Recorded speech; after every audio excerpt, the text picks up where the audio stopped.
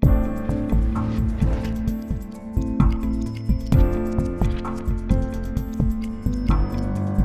interesting thing for me today was actually listening to everybody's perspectives.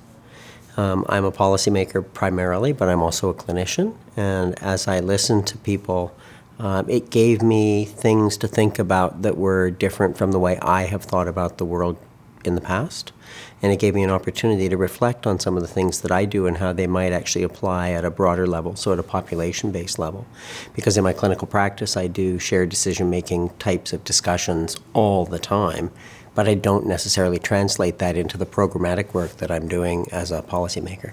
So one of the comments I made when I was at the end of the session in there is that we all take away from everything we do something that then influences where we go from here.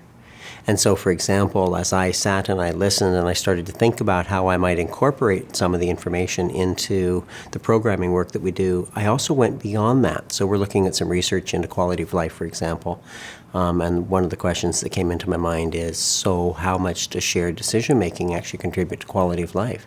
And is that a component that we need to now incorporate in as we move our research work forward? I think we have opportunities where I come from. There's legislative change that's going to be coming. There is clinical change that's going to be coming because of budget issues and so on. And I think we have an opportunity to think about how we incorporate shared decision-making, because that will lead to more informed and better decisions on the part of people that we're trying to look after. And it will help us in terms of figuring out what makes most sense for them, and in the long run may in fact make a difference in terms of what they decide to do and don't decide to do, which is important in terms of figuring out how we provide appropriate care.